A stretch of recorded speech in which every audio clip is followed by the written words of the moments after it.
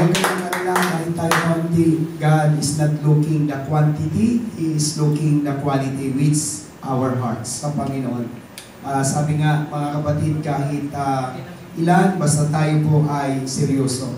So this day or this evening, ang araw na ito ay lahat halos nagsiselebrate sa mga katatayan. At mamaya makakaano tayo ng poet, hindi poet, praise God.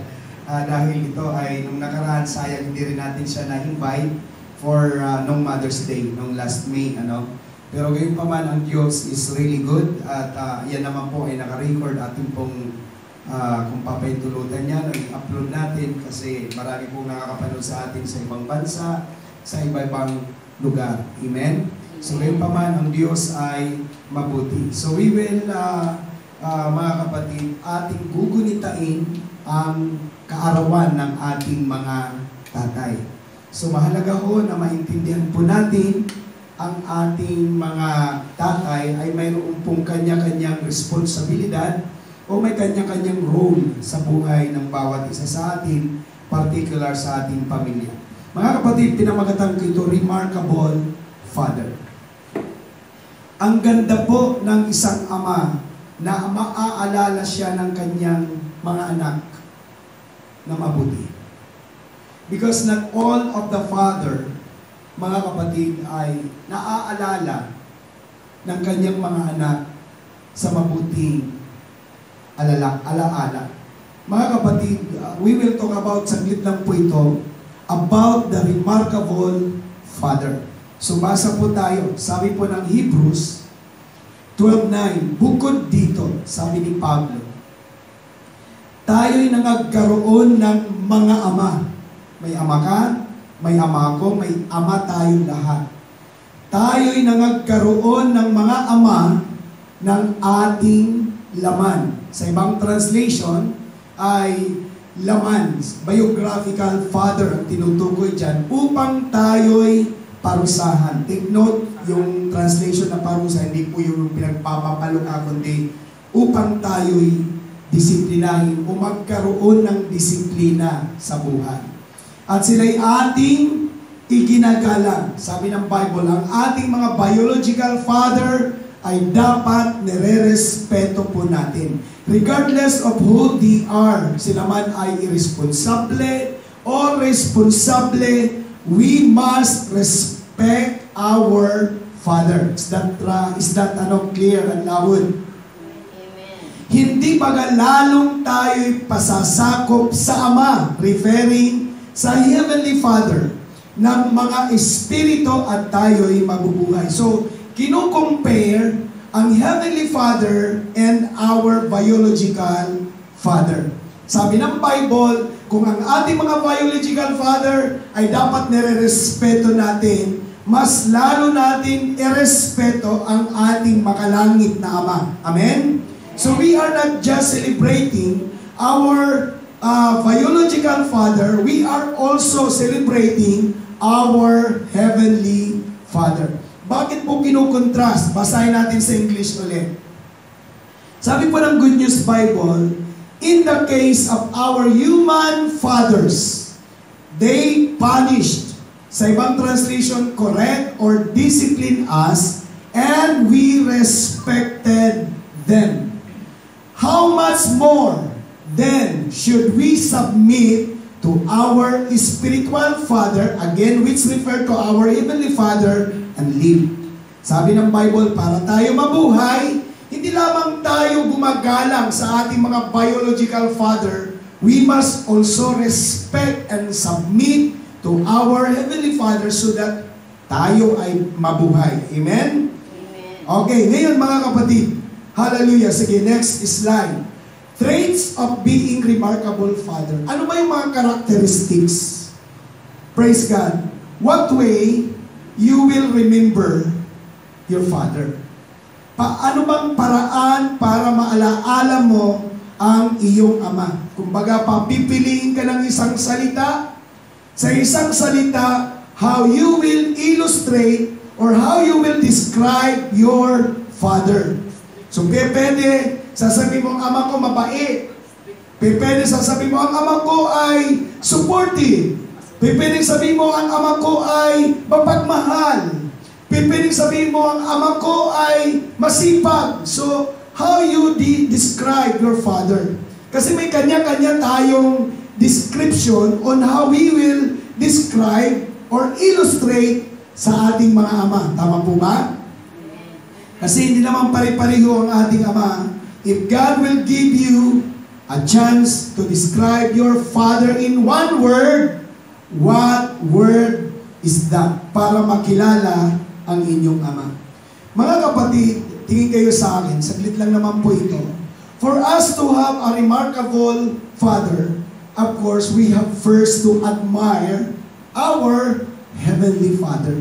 Hindi tayo pwede maging mabait na ama, maging mabuting ama, na hindi po tayo tutulad ng ama natin sa langit. Tama ba mga kapatid? So for us, bilang mga ama, for us to be remarkable or sa mga magiging ama pa lang, sa mga nagbabalak parang mag-asawa, later or sooner, magiging ama ka rin, for you to be remarkable father, you have first to imitate and to admire our Heavenly Father. Tama ba? Kung may tutularan kayong ama, huwag kayong magsasabi, ako gusto ko paglaki ko, maging katulad ng ama ko. Ulitin ko, your father is not perfect. Kaya kung mayroon kang tutularan na ama, it should be our Heavenly Father. Kasi kapag katinularan mo ang iyong ama, then you will be imperfect. Because your father is imperfect. Tama ba? Wala akong kausap. Wala pong ama na perpekto. Lahat po ng ama ay may pagkukulang. Kaya ulitin ko, for us, if we are admiring or we are planning to be a father someday, well, admire and imitate your Heavenly Father for you to be a remarkable father. Sabi mo nga, tularan mo ang ama sa langit.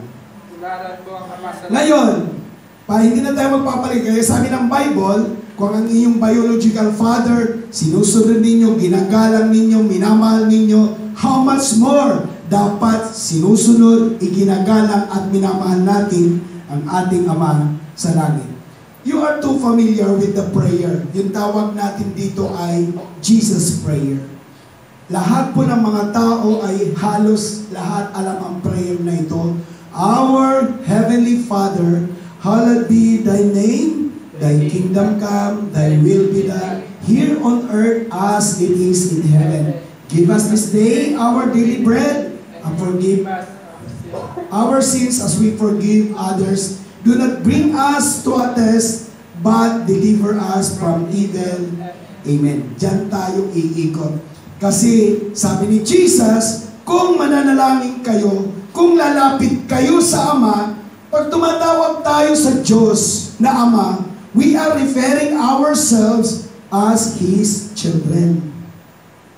Nung nagpunta kami doon sa conference, ang na-inculcate sa kaisipan natin ay huwag kang tatayo sa Diyos bilang slave, huwag kang tatayo sa Diyos bilang servant, tumayo ka sa harapan ng Diyos bilang anak.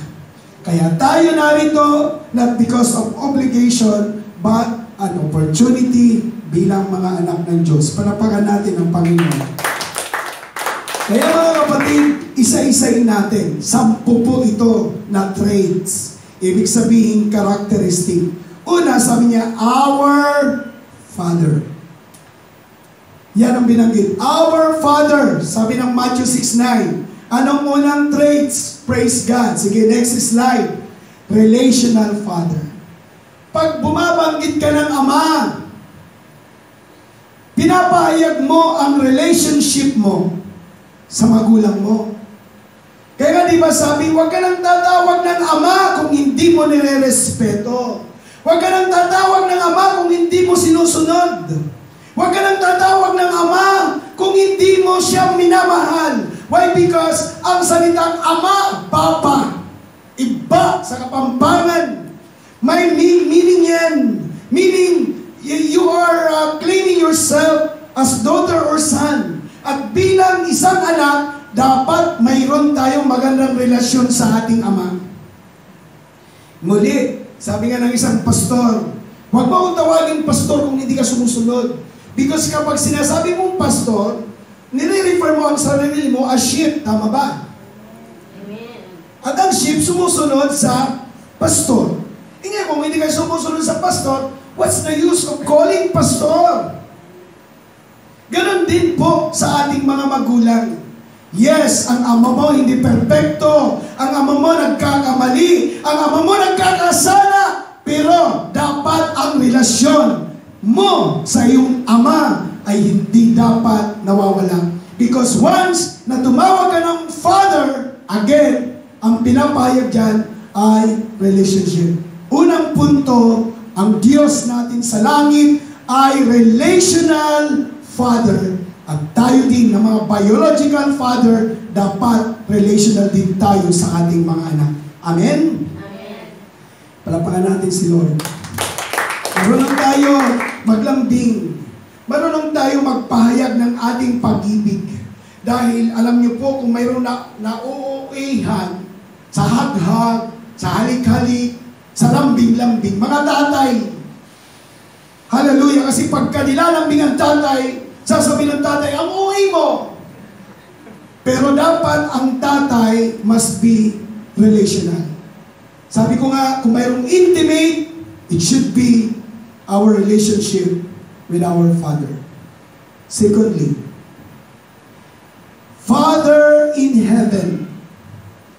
Kanina, our Father. Father in heaven. Ibig sabihin, mayroong lugar. Ipangalawa po, residing Father. Ang Diyos natin ay Diyos na nagre-reside. Actually, mga kapatid, tingin kayo sa akin. Sabi nga ng isang anak, Pa, magkano ba ang isang araw mo? Babayaran ko, makasama lang kita ng isang araw. Because maganda po kasi ang ama na kasama mo. Aanin mo ang maraming pera, maraming gamit, magandang bahay, may mga magagarang sasakyan na you are afar from your Father. Pero mas maganda na kahit wala masyadong pera, pero kasama mo ang iyong palayo sa ama. Tama ba, church? Amen. Kaya you are blessed if you have Father with you. Kasama mo kasi sabi, Heavenly Father, meaning may residing place ang Diyos. Ang Diyos ay nananahan sa kanyang tahanan. Kaya tayo dapat bilang mga anak na sa tahanan ng Diyos at ang Diyos ay kasama natin. Kaya ang pangako ng Diyos bilang ating Ama, hindi kita iiwan, hindi kita pababayaan, hindi kita pagkukulangin, hindi kita pipiguin because He is our residing Father. Kung saan ka naroon, kasama natin ang Diyos, same thing. Pag tayo ay naging Ama, dapat kasama natin lagi ang ating mga anak. Amen! Amen. Palapakan natin ang Diyos. Hallelujah. Okay lang kahit wala, basta kasama mo ang iyong anak. Praise God. Masarap kasama ang iyong anak. Praise the Lord. Pangatlo, may your holy name. Holy ang pangalan ng Diyos or banal ang pangalan ng Diyos. So pangatlong trait, mga kapatid, righteous Father. Para tayo maging remarkable Father, mga kapatid, hindi ka naman magiging remarkable kung lasinggo ka, kung suganiro ka. Tama? Kung kausap ulit. Amen. Wala namang sasabing anak ang tatay ko, tuwan-tuwa ako dyan kasi lasinggo yan. Gabi-gabi, lasing yan. Umaga pa ng hawak ng alak. Walang mag-a-admire. For you to be remarkable, sikapin mong mabuhay ng banal. Because our Heavenly Father is holy. Tama ba? Amen. Ang sarap ng Ama na namumuhay ng tama. Kasi una, kaya minsan ang mga anak hindi nagre-respeto kasi kinakakitaan ang tatay ng hindi maganda. Kaya tayong mga ama, sikapin nating mabuhay ng tama kasi we are example to our children. Kung anong nakikita nila sa atin, yun ang kanilang magagaya. Amen? Amen. Napanood ko sa Facebook, sabi ng isang teacher, kasi bawal ang teacher, di ba mga ano, sabi niya, kung mga magulang, Kung nakikita nyo ang inyong anak habang nagle-lesson ako, na nagsiselfone, nagpipintuhan, huwag kayong mag-alala. Kasi sabi niya, hindi ko sila sasabayin. Kasi pag nanaway ang teacher, sabi niya, hindi ko isusugal ang mahaba ko at ano ko na para lang makamit ang lisensya dahil lang sa pagdisiplina ng inyong anak. Pero ang sabi niya, ang una po na nagiging character or attitude ng isang anak ay nakukuha niya sa kanyang mga magulang. Amen. Kaya dapat ang isang magulang righteous. Sikapin natin mabuhay. Hindi natin pwedeng turuan ng anak ng pagmamahal kung hindi tayo kinakakitaan ng pagmamahal. Whatever we teach to our children, dapat nakikita sa atin. Sabi mo nga sa katabi mo, I like that. Okay, pang-apat, praise God. Mabilis lang po ito. Your holy name be honored. Anong ibig sabihin? Ang iyong pangalan ay sambahin sa Tagalog. So pangatlo, praise God, ang ating makalangit na Ama ay respected Father. Inu-honor siya. Iginagalang siya. Kaya dapat for us, para maging remarkable Father, dapat iginagalang tayo ng ating mga anak. Pagpasok natin, nagmamano ang ating mga anak because they respected us. Kasi ang ating Ama sa langit, your holy name be honored, tama? Iginagalang ang ating Ama sa langit at dapat iginagalang din natin ang ating Ama sa lupa. Praise God. Nire-respeto. Sabi mo, respeto. Respeto. Ang sarap ng inuunor ng Ama, mga kapatid. Hallelujah. Dahil again, may nagtanong nga na anak, igagalat ko ba ang tatay ko na ganyan ang ugali, ganyan ang pagtrato sa amin? Ang pinag-uusapan is not the way they treated you. Ang pinag-uusapan dito ay ang pagiging anak mo at pagiging ama niya. At dapat pa rin natin irespeto. Amen? O sabi mo ulit sa katabi mo, respect. So, pang-apat na trait for us to be remarkable Father, yung nire-respeto ka ng iyong mga anak. Tama? Hallelujah. And again, respect, hallelujah, ay hindi po yan nadidiman. Oy, tatay nyo ako, respeto nyo. Ang respect, minsan ini-invest niyan. Your children will respect you kapag pinakikita mo sila ng tama. Amen? Amen. Panglima, praise God. May your kingdom come. Ano ba ang kingdom? Ibig sabihin, mayroong paghahari, may pag-rule. So next slide, panglima, ang ating Heavenly Father ay ruling Father. Praise God. Ama na nagro-rule sa tahanan. Sabi ko nga, mga kapatid, lahat ng trabaho ibinigay kay Adan. Hindi ibinigay kay Eva. Praise God. Si Eva nilalang para maging katuwang lamang ni Adan. So meaning to say, ang pagdidisiplina ng anak, hindi trabaho ng ina supposedly. Trabaho yan ng ama. Tama? Amen. Hallelujah. Dapat ang ama ay nagro-rule.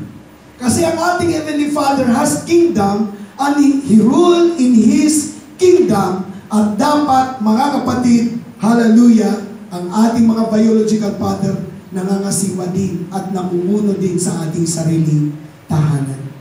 Amen? Tanungin mo nga ang katabi mo, mukhang seryoso. Sabi mo, kumusta na ba ang ama mo? Kumustahin nyo ang inyong mga ama? Kumusta na ba ang mga ama natin? Are they ruling? Sila ba ay namumuno sa ating pamilya, sa ating tahanan? They are ruling na mga kapatid, or sabihin natin ang ama mo pabaya, bahala ka kung saan ka matulog, kung saan ka abutan na magdamag, bahala ka. Hindi ganyan ang isang ama. Ang isang ama, sa amin nga, din kami magkakapatid, pero pagdating ng alas 6, pag namapo ng manok sa puno, dapat kumpleto na kami. Our parents do not permit us na magitulog. Ang sabi, ang term ng mga baguhan ngayon, modern term, sleepover. Sleepover. Bakit ka mag-sleepover? Wala ka bang tahanan? Wala ka bang sariling bahay na you need to sleep over? Sa mga sleep-over na yan, dami na bubuntis.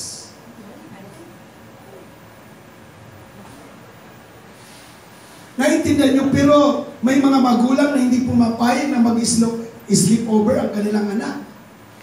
Why? Because rule. Ang tawag doon, rule. Yun po ay disiplina, patakaran sa pamilya. May rules and regulation dapat sa bahay. Magulo ang tahanan na walang rules and regulation. Tama? Amen. Kailangan may rule. Praise God. Kakaintindihan tayo. So, ang Heavenly Father, ruling Father, for us to be a remarkable Father, we need to rule our own family. Then, pang-ani. May your will be done on earth as it is in heaven. So, next 6, regarded Father. Ano bang regarded? Ama na pinapakinggan. Ama na mayroong palabra de honor.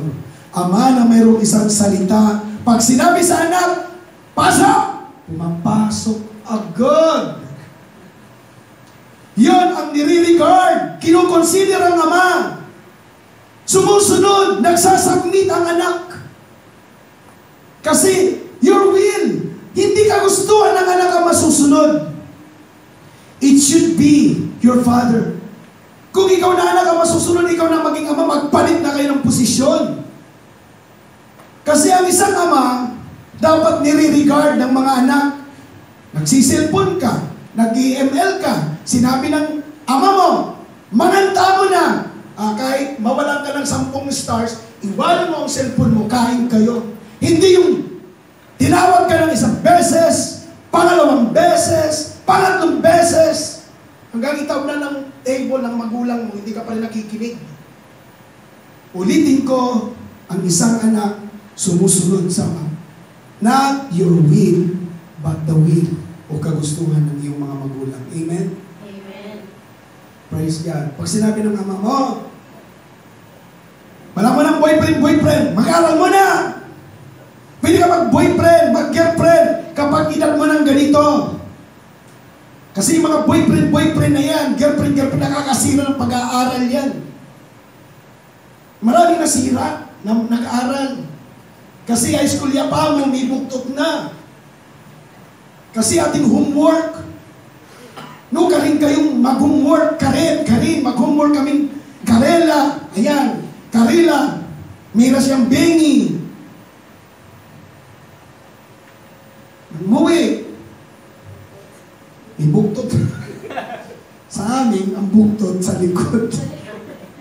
Ang buktot sa Kapampangan sa harap. Ang baliktad. Sa amin, ang buktot, ang bukol sa likod. Sa Kapampangan, ang bukol sa harap. Pero kayo paman, para po ang ating mga ama, i-regard din ng mga anak, ang ama dapat i-imitate ang ating ama sa langit. Kasi nire-regard siya ng mga Kristiyano. Amen? Amen. Bilang palagpagan natin ang Diyos. Pang-pito, malapit na po ang praise God. Give us this day the food we need. Sabi ng good news. So, pang-pito, ang isang ama, responsible. Good provider. Hallelujah. Sabi mo nga, responsible. Responsible. Actually, nakikita ko minsan ang mga gumagawa ng paraan nanay. Pero it should not. Dapat ang tatay, pag wala kayong may sangin, ang tatay dapat ang mga nagkakapal ng mukha para mangutang. Mayroon lang mga makain. Pero madalas ang nanay, ang nagkakapal ng mukha. Sister, hindi pa kami nananghalian. Baka naman pwedeng makautang. Ang kapal ng utang mo. Ay, amin na mula sa babawi na lang ako. Praise God. Pero it should be the Father. Hinahangaan ko ang isang ama na kahit may lagnat, kahit rinatangkaso, pumapasok just to provide the need of his family. Ang Diyos natin sa langit, tanda po ng good Father, responsible Father, and even verse, pinapakain niya, ikaw pa kaya hindi pakainin. Kaya ang ating ama nag-provide ng pagkain, kaya ang isang mabait na ama, pinapakain ng gusto ang kanyang mga anak. Amen. Amen? Amen. Dati turo ng nanay namin, pag may kumakain, huwag mong titignan.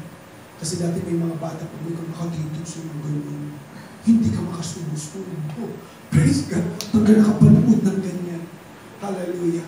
So alam niyo po, mga kapatid, again, kapag ang anak well provided, ginagawang lahat ng isang ama to provide the needs. Maniwala kayo mga kapatid.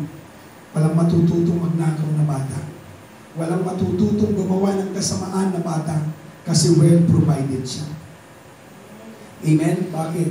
Ang isang tatay ay good provider and responsible. Sabi nga po natin, responsible father. Responsible. Okay, pang-8. Ilan ba yan? 10. Pang-8. Forgive us the wrongs we have done as we forgive the wrongs that others have done to us. Pang-8. Presentless Father. Anong presentless Father? Walang kinikimkim. Walang tinatago. Kasi minsan akala mo, mga kapatid, ang mga ama, alam niyo bakit? Minsan pasingkaw, pasigaw, ang dami nakakimkim yan. Bilang ama, huwag ka na magkimkim. Yung anak mo, araw-araw yan, magkakamali eh. Huwag ka na magkimkim, hindi ka naman yayaman dyan. Amen, dapat release ka. Praise God, suntukin mo, tapos yakapin mo. Praise God, sasabihin mo sa anak mo, alam mo kung bakit kita sinuntok? Kasi hindi naman masama magdisiplina. Hindi ko sinasabi hindi masama manuntok, ha? Praise God, hindi masama magdisiplina. Pero let them know why you discipline them. Praise God. Pag nakulot mo, ikaw talaga, sinabi ko na sa iyo. Kasi di ba mga nanay, nasugatan na, bumukol na. Naku, gigil, mangurot pa, kukurutin. Ikaw talaga, naku, gigil. Pero praise God, pagkatapos mo naman mapalo, ihag mo. Oh, bakit ka pinalo ni mama? Ipaalam mo para hindi tumanim sa puso nila na out of your anger. Tumanim sa kanila na out of your love. That's why you discipline them. Tama? Amen. Kasi mayroong palo lang ng palo. Hindi naiintindihan ng anak kung bakit ako pinalo. Bakit kaya ako na kurot? Bakit kaya ako na sampan ni nanay? Bakit kaya ako na palo ni nanay ng walis? They have to understand. That is discipline. Let them know na mali sila. Tama? Hindi yung pag pinalo ang isang bata, tatakbo. Kay Papa, pinalo. O papaluin natin. Naku, walang magiging disiplina dyan. Kailangan magkasundo, mga kapatid, ang mag-asawa, na pag pinalo ng tatay, tatakbo ang anak sa mama, at ang sasabihin ng mama, alam mo kung bakit ka pinalo? Nagkasala ka. Let them know. Hindi mo kakampihan. Kasi yan ang naging away namin dati. Kaya hindi ko madisiplina yung aking anak. Kapag pinapalo ko, may tinatakbuhan. Kami mag-aaway. Hindi po lead them. Kasi hindi naman papaluin ng ama yan kung hindi mali. Tama? At huwag kayong mag-aaway sa harapan ng inyong mga anak. Hallelujah. Kasi ang anak, pag nag-away sa harapan niya, o ang magulang, pag nag-away sa harap ng mga anak, maniwala kayo mga kapatid, bumabato ng kaldero, pag binubulyawan, batuhan ng kasalanan. Ikaw tumatayo ka doon, ganyan ang ugali mo. Sasabihin, ikaw nga rin, tumatayo ka rin. O pareho sila may palpa. So ang gawin na lang, wala na lang anungkatan. Sa biyaya na lang ni Lord. Tama? Kasi hindi naman tayo, pero again, ang sinasabi natin, resentless, wala tayong kinikimkim na galit sa ating mga anak. Amen? Amen. Amen po ba? Amen. Ang Diyos mapagpatawad, hindi siya nagtatalim. Hindi siya galit sa iyo. Hindi siya galit sa akin. Hindi siya gagalit sa ating lahat. Kasi hindi nagkikimkim ng Lord natin, Ama natin sa langit mapagpatawad. Kaya dapat ang mga ama mapagpatawad. Pangsyam. Do not bring us to hard testing. O to attest sa ibang translation. So pangsyam na punto, reminding Father. Ang ganda naman ng isang ama. Sasabihin ng anak, papasok na po ako sa trabaho. May paalaala ang isang ama. Anak, ingat ka. Sarap naman ng ganon. Hindi yung sasabihin, paborin mo yung magwa na yan. Hindi. Kahit matanda na yan, kailangan pa rin ng reminder. Tama ba? Sino ba sa inyo mga nagre-remind? Wala yata. Nagre-remind kayo sa anak. Actually po, ang isang anak na magulang na nagre-remind sa anak, ramdam ng anak na caring ka. Amen? Praise God. Sarap ng ganun, na bago ka umalis, ang tanong ng ama mo, baka hindi ka pa nakapag-break. Si Sister Joy, sa kamamadali ko, nakapagpunta ako sa church, nararamdaman ko, parang maluwag yung aking pantalon. Yung pala, hindi ako nakapag-break. So, mga anak, tanggapin natin ang reminders ng ating mga parents, particulars ng ating ama. Kasi totoo yung kasabihan. Papunta ka pa lang, pabalik na ako. Totoo yung bakit. Hindi sila magpapayo sa'yo na hindi nila pinagdaanan. Tama ba dyan? Sasabihin sa'yo ng ama, anak, huwag kang maging babaero. Bakit? Pinagdaanan niya yun eh. Dinaanan niya yun. Lahat ng ipinapayo ng ama, pinagdaanan nila. Kaya listen to their reminders. Ganon din po ang Diyos bilang ating ama nagpapaalala sa atin. Ang ating mga biological father nagpapaalala din sa atin. So let us listen to them. Ano man ang palaala, praise God. Yan tatay ko nga, di ba? Ang galing na magpalaala sa akin yun kasi dati, nang lumabitig ang aking puso. Dumarating yan sa punto, lumalabitig. Tumitibok-tibok ang puso. Teenager ako doon. Tinanong ko ang ama ko, Tay, may crush po ako, paano ba manligaw? Diba, pagka masama ang ama mo, maraming ipapayo hindi maganda. Sabi ng ama ko, anak, hindi pinag-aaralan ang panliligaw. Pinapakiramdaman ang puso. At kung ano ang bulong ng iyong puso, yun ang sasabihin mo sa crush mo. Kasi yung mga pinag-aralan ng panliligaw, susungkitin ko ang mga bituin. Patipuan. Di ba yung mga ganon?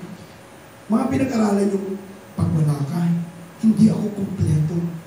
Hindi ako makakain. Hindi ako makatulog. Yung mga ganyan, mga pinag-aralan yan. Kopya-kopya lang yan. Pero alam niyo po, sabi nga ng tatay ko, na you don't need to study how to court. All you need to do, listen the beat of your heart. And your heart will dictate you what to say.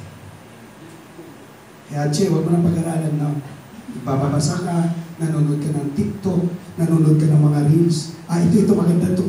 Maganda ano to. Maganda to, hindi yun. Listen to your heart.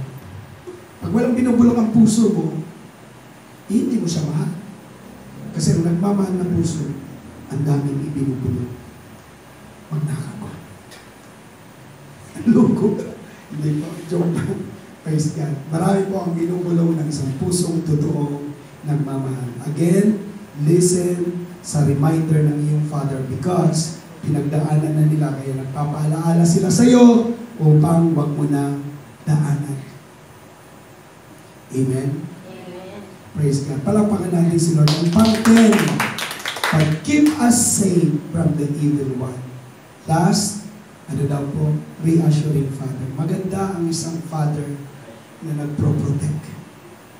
Isang father na rest assured ang kanyang mga anak sa kanya.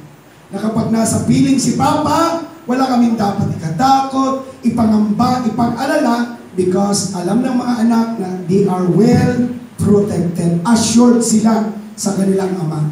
Ganon din sa Diyos, Ama natin sa langit. Pagkasama natin ang Diyos, dumaan ka man sa apoy, di ka masusunog, dumaan ka man sa tubig, di ka malulunod. Kasama natin ang ating Diyos, Ama sa langit. Amen. So same thing sa ating mga biological father, and if you are planning na maging father, for you to be remarkable father, lagi kang protective sa iyong mga anak. Kasi ang dami ngayon sa panahon natin ngayon, ang daming mga anak na unang nang-aabuso ama. Kaya sobrang sakit yun sa anak na instead na sila ang magprotekta sa kanila, sila pa ang umaabuso sa kanila. Pero in reality, Father, dapat ang nagproprotekta sa kanyang mga anak. Amen? Kaya tayo, hindi tayo ipapahintulot sa evil. Hindi tayo papayagan na mapasama o mapahamak. Ganyan ang isang mabuting ama. Hindi ka papayagan na mapariwara. Bakit? Kasi your Father is protecting you. Ayaw niyang mapariwara ka. Last verse po, sige summarize natin. 10, medyo marami. Sige nga, next nga po natin. Yan po ang 10. The remarkable Father, mayroon pong 10 relational Father, residing Father, righteous Father, respected Father, ruling Father, regarded Father, responsible Father, relentless Father, reminding Father, and reassuring Father. Ang isang mabait na ama, tandaan po ninyo mga kapatid, ama na mayroon pong 10 hours. If you have that traits, then you will become a remarkable Father as our Heavenly Father. Last verse. 2 po yan sa mga ibang translation. Ba't napunta tayo doon? Hindi yan. Hallelujah. Okay. Sabi po ng James 1:17, every generous act of giving. Ang ganda ng pagkasabi, generous act of giving. Ang isang ama ay dapat mapagbigay. And every perfect gift is from above and comes down from the Father who made the heavenly lights, in whom there is no inconsistency or shifting shadow. Sabi ng Bible, ang Diyos Ama, every good and perfect gift galing sa langit. Ama natin sa langit, every generous act galing sa Ama. Sa ibang translation, tingnan po natin. Mayroon pang isang translation, 2 yan. Asa na tayo? Wala na? So, ang isang translation po, sa kindness daw ng isang ama. Ama na hindi nagbabago, hindi nagpapabago, ama na consistent sa kanyang mga salita. Amen? Hallelujah. Sige tayo lahat. Praise God. At alam niyo po yung ama natin sa langit, He is a good, good Father. Yung inawit natin kanina, hindi dahil may ginawa ka,